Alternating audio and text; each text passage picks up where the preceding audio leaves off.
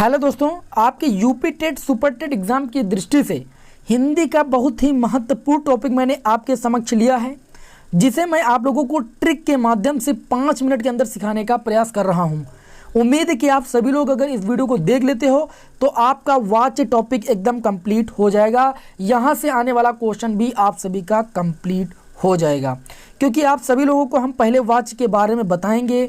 वाच्य 3 प्रकार के होते हैं, कृतवाच्य, कर्मवाच्य, भाववाच्य। क्या होता है इसके बारे में अच्छी तरीके से बताएंगे। उसके बाद मैं आप लोगों के समक्ष प्रश्न भी लेने वाला हूं कि कैसे प्रश्न आपके एग्जाम में आते हैं। ठीक है, तो चलिए शुरू करते हैं। और अगर आपको वीडियो पसंद आए तो वीडियो को लाइक कर दीजिएगा। ऐसे ही वीडियो पाने के लिए हमारे चैनल को सब्सक्राइब जरूर कर लीजिएगा। सबसे पहले हम जानते हैं कि वाच्य की परिभाषा क्या होती है। क्रिया के उस परिवर्तन को हम वाच्य कहते हैं। क्रिया के उस परिवर्तन को वाच्य कहते हैं जिसके द्वारा इस बात का बोध होता है, ज्ञान होता है कि वाक्य के अंतर्गत कर्ता, कर्म, भाव में से किसकी प्रधानता है। ठीक है ना। वाच्य देखिए भाई आपका 3 प्रकार का होता है। कर्तवाच्य होता है जिसमें कर्ता की प्रधानता होती है, कर्मवाच्य होता है जिसमें कर्म की प्रधानता होती है, भाववाच्य होता है जिसमें भाव की प्रधानता होती है। ठीक है, तो वाच्य को हम ऐसे कहेंगे कि हमें वाच्य के द्वारा वाक्य में कर्ता, कर्म, भाव में से किसकी प्रधानता है ये पता चलता है। ठीक है, तो ये आप सभी लोगों को क्लियर हो गया कि वाच्य क्या होता है। ठीक है, अब वाच्य के प्रकार मैंने अभी आपको बताया कि वाच्य के 3 प्रकार होते हैं, कृतवाच्य, कर्मवाच्य, भाववाच्य। ठीक है, कृतवाच्य क्या होता है, चलिए इसको मैं आप सभी लोगों को बता देता हूं। कृतवाच्य क्या होता है, क्रिया के उस रूपांतरण को कृतवाच्य कहते हैं जिससे वाक्य में कर्ता की प्रधानता का बोध हो। ठीक है, मतलब सब कुछ कर्तव्य हो भैया। उदाहरण के लिए मैंने आपके सामने लिया है, देख सकते हो, मोहन केला खाता है। इसमें मोहन क्या है, मोहन की प्रधानता है कि मोहन केला खाता है, इसलिए ये कृतवाच्य होगा। ठीक है, यह वाक्य कृतवाच्य में जाएगा। उसके बाद बात करें यहाँ पर, अजय पुस्तक पढ़ता है। कौन पुस्तक पढ़ता है भैया, अजय पुस्तक पढ़ता है। किसकी प्रधानता है, अजय की है, यानी कर्ता की प्रधानता है, इसलिए ये कृतवाच्य होगा। समझ गए ना। कृतवाच्य में क्या होता है, जिसमें कर्ता की प्रधानता का बोध हो वो कृतवाच्य होता है। जैसे मोहन केला खाता है तो मोहन की प्रधानता का बोध हो रहा है। सोहन पुस्तक पढ़ता है, रोहन दौड़ता है, रोहित खेल खेलता है। तो इस समय क्या है, नाम की प्रधानता है, कर्ता की प्रधानता है, इसलिए ये कृतवाच्य के अंतर्गत आएगा। क्लियर हुई बात कि नहीं हुई। ठीक है, चलिए अब हम आप लोगों को बहुत ही ट्रिक से कर्मवाच्य को बताएंगे। कर्मवाच्य का मतलब, जैसे आप सभी लोगों ने इंग्लिश में पढ़ा है एक्टिव और पैसिव वॉइस, तो ये क्या है, एक्टिव वॉइस है। और ये कर्मवाच्य क्या है, ये आपका पैसिव वॉइस है। और पैसिव वॉइस में आप एक वर्ड का यूज करते थे भैया, बाई। किसका यूज करते थे, बाई। हिंदी में इसका क्या होता है भाई, द्वारा होता है।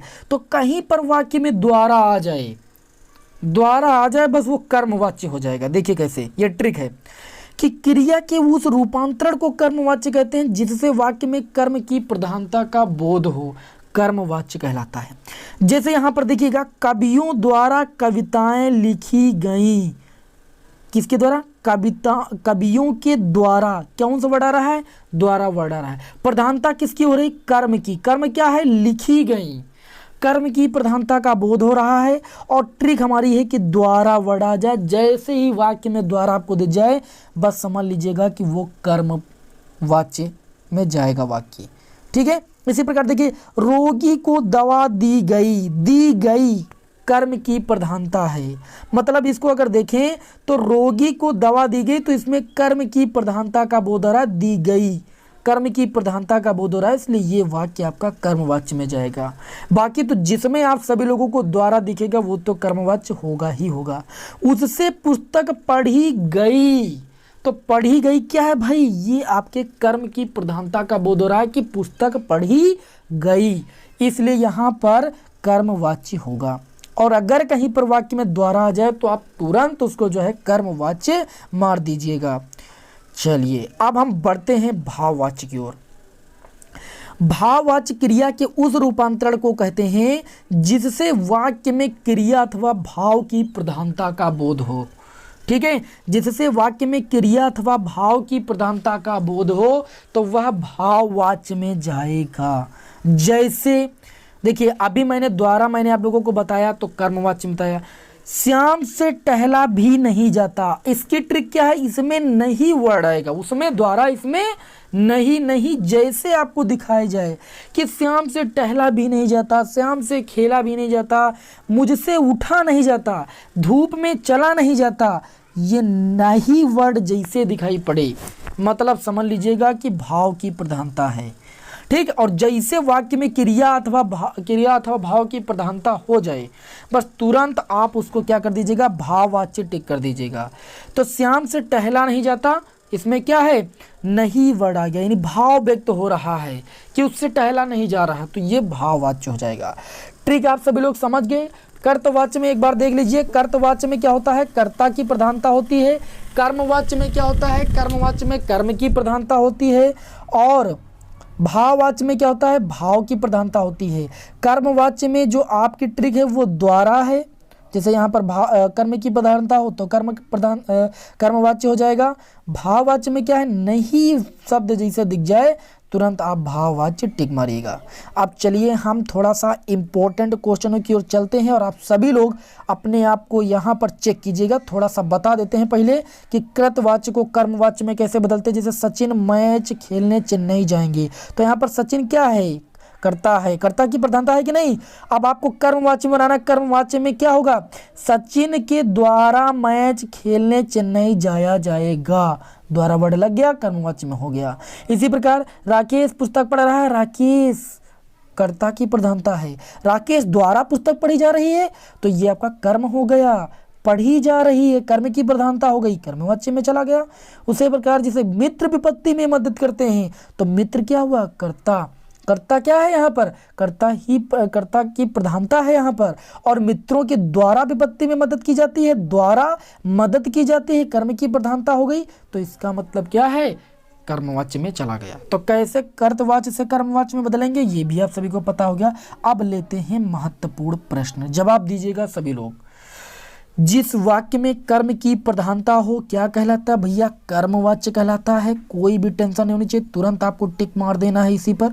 ठीक है, क्लियर है, अभी मैंने बताया आपको। अगला क्वेश्चन नंबर 2, जिस वाक्य में कर्ता की प्रधानता हो कृतवाच्य, जिस वाक्य में कर्ता की प्रधानता हो कृतवाच्य, जिस वाक्य में भाव की प्रधानता हो भाववाच्य, जिस वाक्य में कर्म की प्रधानता हो कर्मवाच्य। क्लियर है, अगले क्वेश्चन की ओर बढ़ते हैं। अगला क्वेश्चन भैया हमारा है क्वेश्चन नंबर 3, जिस वाक्य में भाव की प्रधानता हो, तुरंत मैंने बताया भाववाच्य टिक कीजिए। बढ़िया, आगे क्वेश्चन नंबर 4, निम्न वाक्य का वाच्य बताइए। अब मुझसे चला नहीं जाता, नहीं वर्ड आ गया, भाव को शो हो रहा है, इसका मतलब भाववाच्य हो जाएगा आपके इस क्वेश्चन का राइट आंसर।